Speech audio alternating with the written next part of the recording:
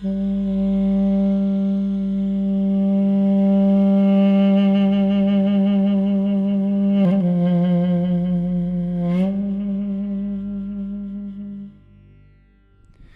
everyone, welcome back to my Armenian Duduk channel. This is Karuna. What I want to say, these steps, what you have to take every time before you start your practice, it comes from my experience of one-to-one lessons with some of you. And if it is a lesson with a beginner, it actually always the very same things I have to say, I have to point out, I have to highlight if I have a lesson with someone. So that's why I decided to make this lesson, so that I don't have to repeat these things over and over again.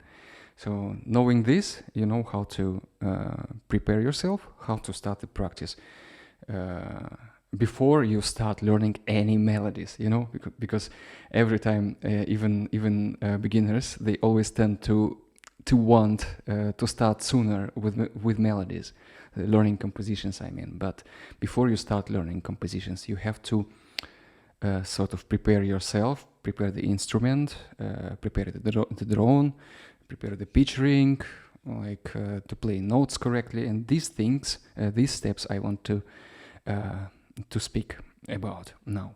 So the first step, and this is a must, guys, this is a must. For me it's so much obvious, and I keep talking about this in my tutorials, but for many beginners it's just not obvious. I mean, sometimes I'm very surprised, because I keep talking about this, and people keep watching the lessons and still they don't get it. First, you have to get a drone first. You know, always play with a drone, always. In Armenian tradition, it's a must, you know, because the drone gives you the bass. It gives you the bass you build your melody or your improvisation or your exercises or playing just the scale. You build up on top of the drone all the time. Because without this, normally the beginners, they don't have the perfect hearing. I mean, I don't know how many % of people in the world have a perfect hearing, so they can hear themselves being in tune or out of tune. And even musicians, not everybody has a perfect hearing, and the drone will this constant note, I mean. So you have to play this drone on the computer or on the smartphone, and then you play on top of it always, just always, you know. Otherwise that will be a mess, because you will not hear yourself being out of tune. I promise you this. Even people with quite a good hearing still can be out of tune while playing without drone. So that's why in this tradition, in Armenian, it is with a drone. It's not the only tradition people play with a drone, also in India.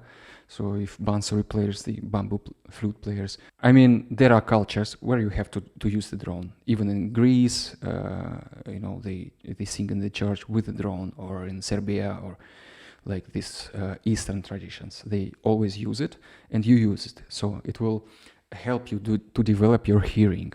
It's much better than if you play without drone, but with the tuner, and like looking always like, do you match with the note or not on the tuner? Because this is a kind of waste of time. But if you play with the drone, it will help you a lot. It will develop your hearing.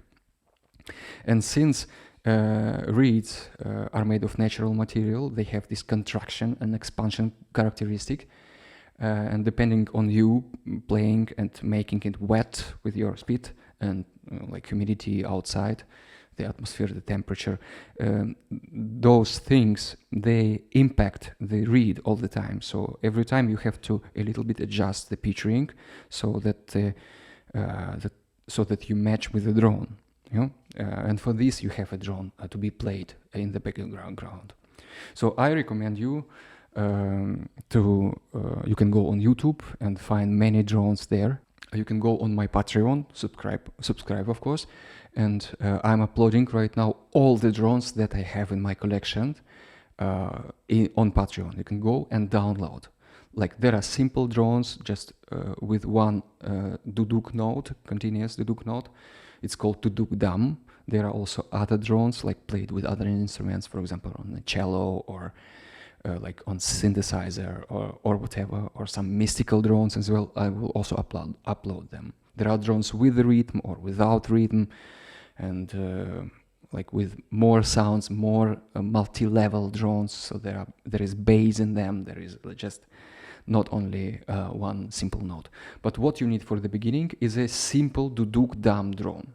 So, and depending what scale are you gonna practice now, would it be, if you're as a beginner, no, normally it's a major scale on A duduk starting from 6 fingers, no?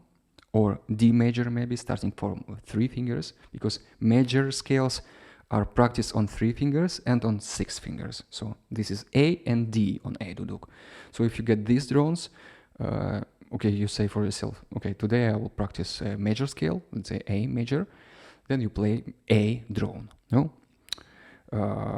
Or you can play, for example, a minor scale, and for minor we use normally B, the note of B, the drone on B, and F sharp, drone on F sharp, because from these positions, 5 and 8, we play minor scales in a comfortable position. Yeah? You can play major and minor scales starting from all fingers, but it will be not comfortable for you as a beginner. So the main 3 drones you have to get are A, B, and F sharp for A duduk, of course. If you have another key, then you have to see what are the notes on 6 fingers, on 5 fingers, and on 8 fingers. Yeah. So another thing which beginners normally kind of miss is the concentration and the focusing. So you decide for yourself. I start, for example, by playing some scale, A major scale. So you play this scale properly. So up and down, do some exercises. Then you come to something else, because sometimes beginners just don't hold the tempo. Okay, they decide to play one note, one breath, or whatever, like tempo. Just keep the tempo, keep the focus, and try to not distract yourself with other tasks. Try to focus yourself on what you are doing. This is important, because in duduk it's very important to be concentrated. Otherwise, this is quite demanding for the body, and is also not so much that what you are doing, and that's why the mind has this tendency to distract itself with many things. Just you only started 1 minute ago with doing exercise or playing the scale, and then you already want to play a melody or something else. Just keep those stages of your daily routine practice. First, do this, get the drone, play the drone, decide which scale you play, then prepare the reed, of course. In some situations you don't need to prepare the reed, it's already open and ready to play. You can just make this sucking in movement, and then the reed opens up if it is closed right now, or you just blow it, just push the air from the other side, from here, from the bottom, and then it opens up. So if it does not happen, that means the reed needs a preparation with water. Just make sure that the reed is not too dry and not too wet. Too wet, I mean, if you just pour the water inside and put it out, and then after already 5 minutes you try to play. Don't do this, because the drops of the water are still inside. Material needs time to absorb it. So, and depending on the density of the material, it needs this or that time to absorb the water, so that the reed is kind of wet, but it's not wet full of drops. The drops must be absorbed by the material, and then only you start playing. This is also important, a prepared reed. In my climate here, I'm in Georgia on the Black Sea, so it's very wet, lots of rains here, so I don't need to prepare reeds. They're always ready to play.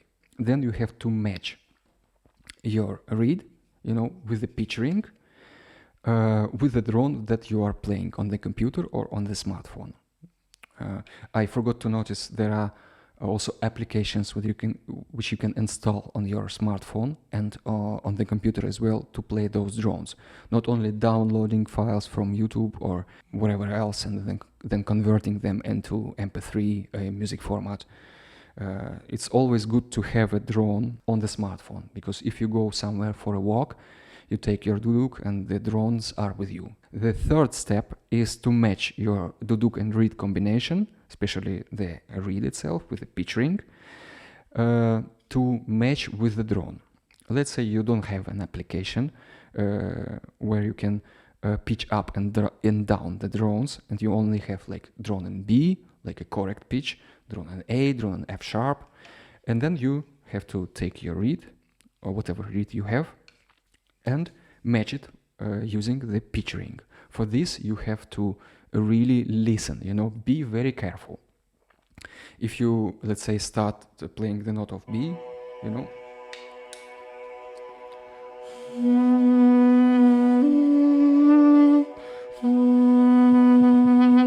this reed is okay, but normally, especially if you buy new reeds, they are normally sharper. In this case, you already know how to add more threads on the bottom of the reed, or you take a paper and roll around the bottom of the reed.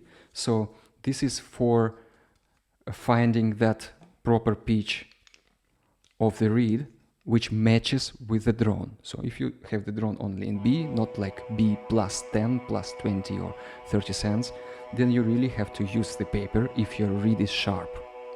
If the reed is flat, you almost can't do anything but removing a little bit of threads.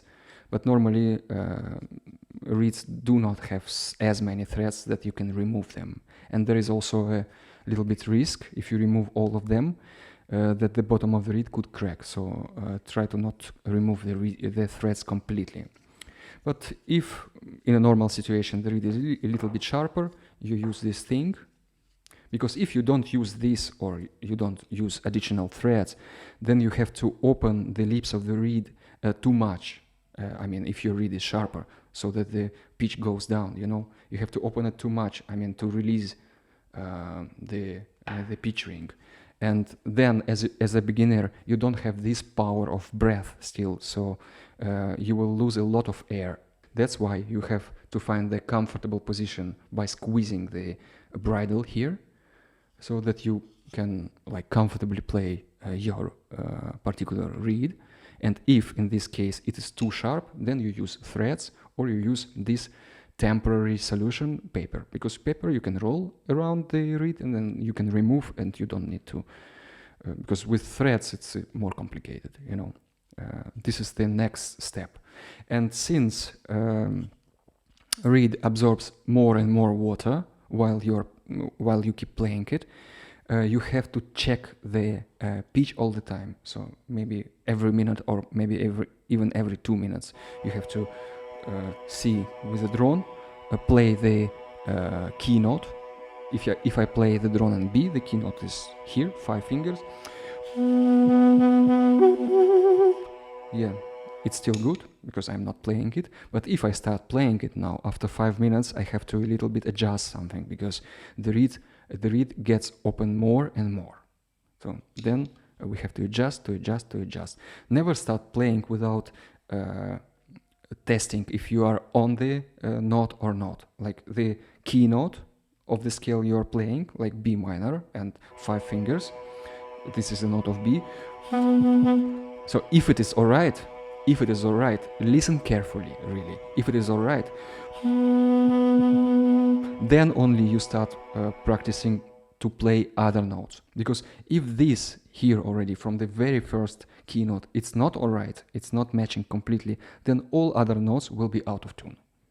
That's why I say always play with the drone, because you have to really control it, control what is happening with the reed while you are playing. Why I keep repeating this? Because all beginners forget about this for some reason. I don't know why, but you have to remind yourself on this. Always match with the keynote, then only you start practicing the scale or exercises or a melody.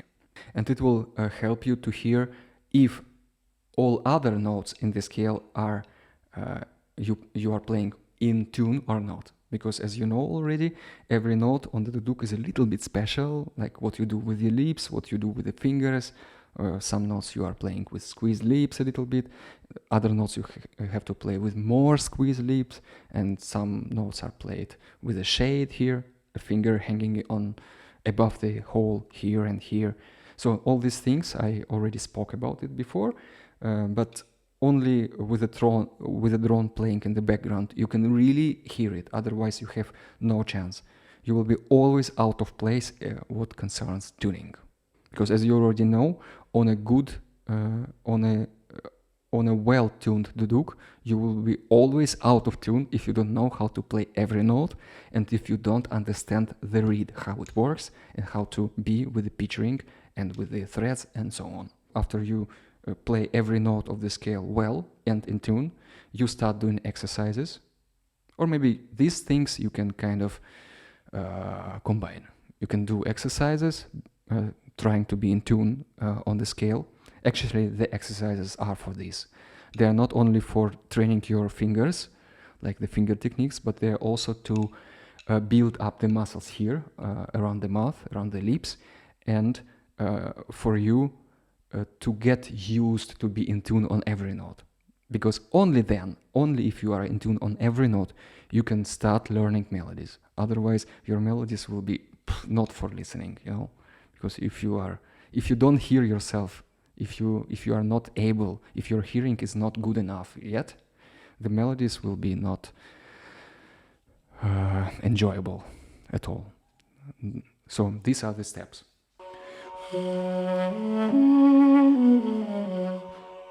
Listen to yourself,